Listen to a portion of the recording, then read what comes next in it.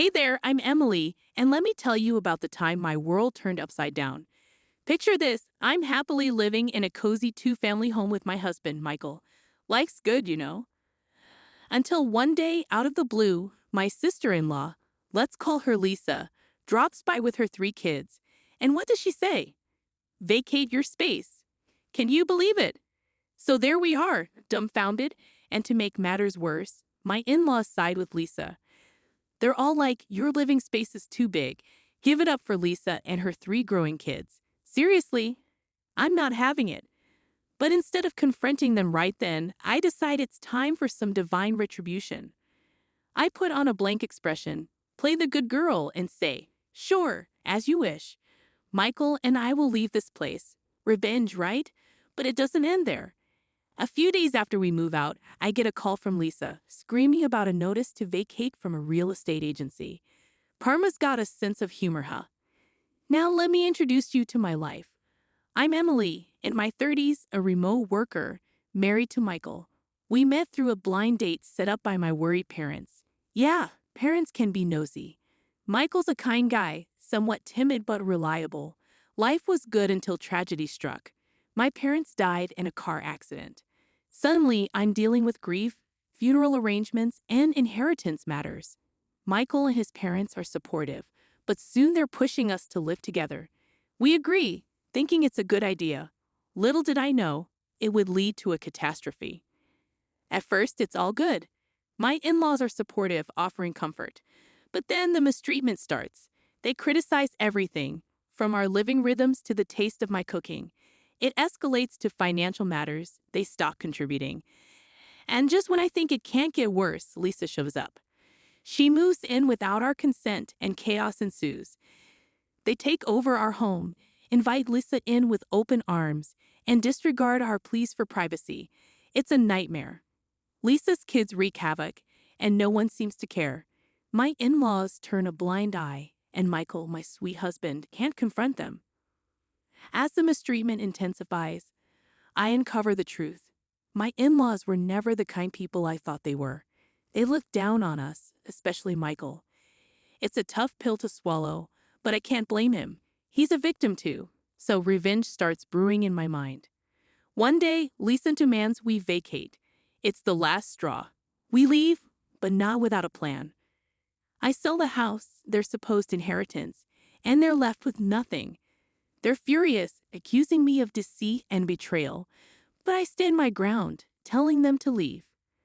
Now they're struggling, financially and in life. Lisa's kids, once unruly, seem to have straightened out, but the in-laws and Lisa are scraping by, unable to break their habit of wasteful spending. And that's where I am now, in a rental apartment with Michael, enjoying our peaceful life. But who would have thought, after all that, the drama doesn't end? My phone's buzzing with missed calls from them. Lisa's desperate, accusing me of selling their house. I pick up, and the chaos continues. I answer the phone, and it's Lisa, her voice piercing through the receiver like a siren.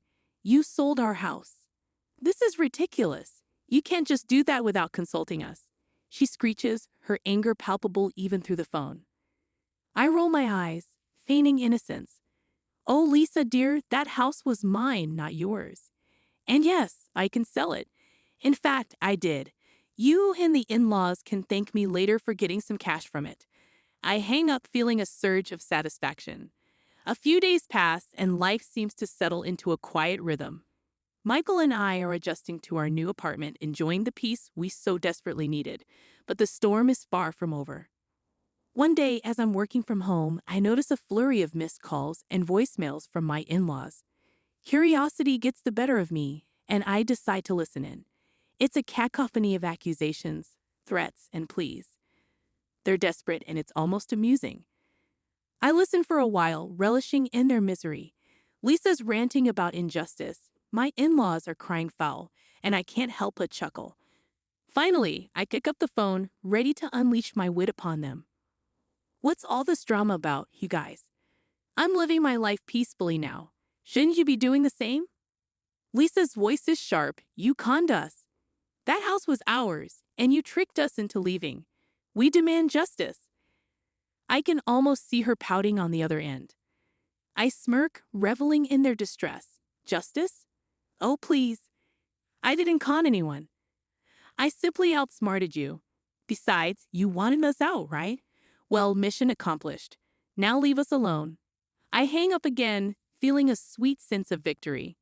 But the saga continues. A few days later, Michael gets a call at work. His in-laws, desperate as ever, have stormed into his office.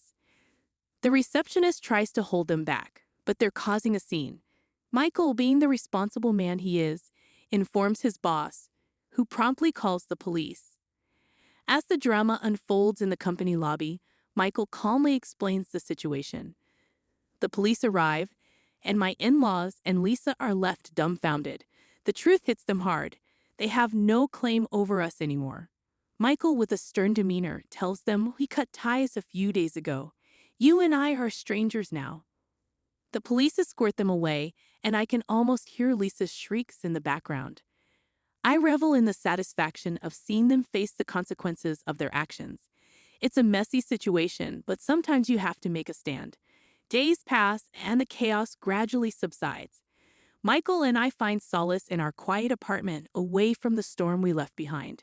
The phone calls become less frequent, the voicemails less hostile, and it seems like our tumultuous chapter with my in-laws and Lisa might finally be coming to an end. Life settles into a new normal. Michael and I focus on rebuilding, on rediscovering the peace and happiness we had before the intrusion. We relish the simplicity of our rented space, appreciating the quietude and the absence of constant drama. However, the tranquility is interrupted one afternoon as I check the mail. Among the bills and mundane letters is a legal document, a notice to appear in court. It's from my in-laws and Lisa. They're suing us, claiming we manipulated them into leaving their supposed rightful property. I can't help but scoff at the audacity of it all. You've got to be kidding me, I mutter to myself. It seems like they just can't accept defeat gracefully. Now, I have to deal with the legal aftermath of my revenge. Michael and I consult with a lawyer, preparing ourselves for the battle ahead. The courtroom becomes the arena where truths will be laid bare, and I am ready to defend our actions. The lawyer advises us to gather evidence of their mistreatment, the eviction notice they forced upon us, and anything that can prove our innocence. As we dive into the preparation, Michael and I grow stronger together. Our bond solidifies amidst the storm, and I find comfort in the fact that we are facing this challenge as a united front. The legal proceedings loom over us, but we face it with determination and resilience. The court date arrives, and tensions run high in the courtroom. The accusations fly back and forth, and I stand my ground, recounting the events that led us to this point. I present evidence of their mistreatment, the eviction notice, and the chaos they unleashed in our lives. The judge listens intently, weighing the arguments on both sides. It's a nerve-wracking experience, but there's a sense of justice in the air. The truth unfolds, and as the proceedings progress, it becomes apparent that our actions were a response to their unjust demands and mistreatment. Finally, the judge delivers the verdict. The lawsuit is dismissed, and my in-laws and Lisa are left without legal recourse. It's a moment of triumph, a vindication of our right to live peacefully. As we leave the courtroom, I can't help but feel a weight lifted off our shoulders. Yet, even with the legal victory, I know the echoes of this tumultuous chapter will linger. The scars of the past are still healing, and the journey to true closure is an ongoing one. Michael and I, however, move forward with a newfound strength, ready to face whatever challenges life throws at us. Weeks pass, and the legal battles fade into memory. Michael and I have settled into a rhythm of normalcy, embracing the peace we fought so hard to regain. Our rented apartment becomes a sanctuary, a place where we can breathe without the weight of constant turmoil. One evening, as we unwind on the couch, Michael turns to me with a warm smile. I never thought we'd come out of that storm so strong, he says, his eyes reflecting a mixture of relief and gratitude. I nod, intertwining my fingers with his. We weathered the storm together. It made us realize how resilient we are as a couple. There's a profound sense of accomplishment in those words, a recognition of the strength we found in each other amidst chaos. Despite the victory in court, traces of the past linger. We've severed ties with my in-laws and Lisa, but the scars are there, reminders of a chapter we'd rather forget. Yet, with each passing day, the wounds heal a bit more, and we focus on building a future free from the shadows of the past. One sunny afternoon, we take a stroll in a nearby park, reveling in the simple joy of each other's company. The fresh air and vibrant surroundings offer a stark contrast to the suffocating atmosphere we endured not so long ago. As we walk hand in hand, I reflect on the journey. You know, Michael, sometimes I can't believe how far we've come. From eviction threats to legal battles, and now here we are. He squeezes my hand gently. It's a testament to our resilience. We faced challenges that could have torn us apart, but instead, we grew stronger. Our conversation shifts to lighter topics, dreams, and plans for the future. We talk about the possibility of moving to a new city, starting afresh, leaving the ghosts of the past behind. The idea sparks excitement, a shared vision of a brighter tomorrow. Days turn into weeks, and we find ourselves embracing new opportunities.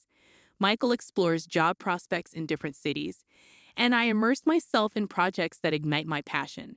The apartment becomes a temporary haven, a launch pad for the adventures that lie ahead. One evening, as we pack our belongings, preparing for the next chapter, Michael pauses and looks at me with a twinkle in his eye. You know, Em, this is just the beginning. We've overcome so much, and I can't wait to see what the future holds for us.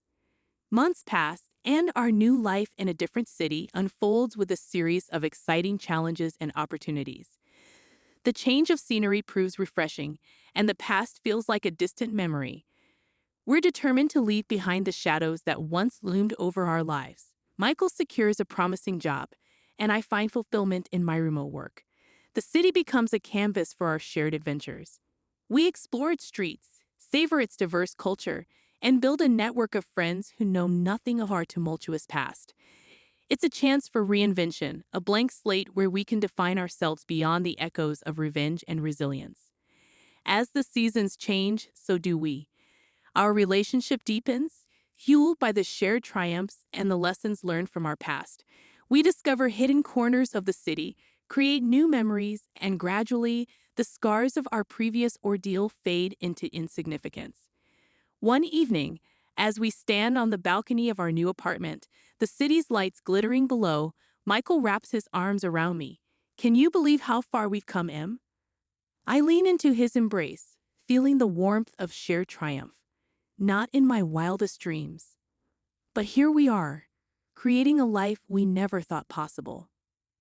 Our journey takes us to places we've never imagined, both geographically and emotionally. We celebrate anniversaries free from the haunting memories of eviction and betrayal. The city becomes a witness to our growth, an accomplice in our journey toward a future untethered from the past. One day, as I reflect on the resilience that brought us here, Michael surprises me with a question. What if we take it a step further? What if we start a family of our own? The idea hangs in the air, a beacon of hope and new beginnings. We weigh the possibilities, the joys, and challenges that parenthood might bring. It's a conversation filled with optimism, a testament to our newfound stability. As we navigate the intricacies of family planning, we discover a shared excitement for the future. The prospect of bringing life into our world adds a new layer of purpose to our journey. It's a chapter that promises growth, joy, and the creation of a legacy that transcends the trials of the past. The months roll by, each bringing us closer to the prospect of expanding our family. As we embark on the journey of parenthood, a new sense of excitement and anticipation fills our gaze. We attend parenting classes, decorate a nursery, and immerse ourselves in the joyous chaos of preparing for a new arrival. The city that witnessed our reinvention becomes the backdrop for our anticipation. We explore parks, attend prenatal appointments, and build a support system within our newfound community. The once daunting challenges of the past are replaced with the shared joy of creating a life together. As the due date approaches, a sense of nervous excitement permeates our home. We read parenting books, assemble cribs, and engage in countless discussions about the kind of parents we aspire to be. The echoes of revenge and resilience become distant memories, overshadowed by the promise of a future filled with laughter, love, and the pitter-patter of tiny feet. Finally, the day arrives, a momentous occasion that marks the beginning of a new chapter. In the delivery room, amidst a flurry of emotions, we welcome our precious bundle of joy, a symbol of our love and the resilience that carried us through the storms of the past. Parenthood proves to be a transformative experience. Late-night feedings, diaper changes, and the sweet lullabies sung in the hushed glow of the nursery strengthen the bonds that bind our little family. The challenges are met with teamwork, laughter, and an unwavering commitment to providing a nurturing environment for our child. As we navigate the early years of parenthood, the city becomes a playground for exploration and discovery. We push strollers along tree-lined streets, visit local parks, and introduce our child to the rich tapestry of cultures that define our vibrant community. The once unfamiliar city now feels like home, a place where our family story continues to unfold. In the quiet moments, when the city sleeps, Michael and I steal glances at each other, marveling at the life we've built. Our love story, born out of blind dates, challenges, and triumphs, has evolved into a narrative of family and shared dreams. The story continues, and as our child grows, so does the tapestry of our lives. We face new adventures, navigate the complexities of parenthood, and find joy in the simple moments that define family life. The city, once a symbol of reinvention, now stands witness to the legacy we are creating, one that transcends the echoes of revenge and resilience. And so, our journey unfolds, a testament to the enduring power of love, resilience, and the unwavering hope that accompanies each new chapter.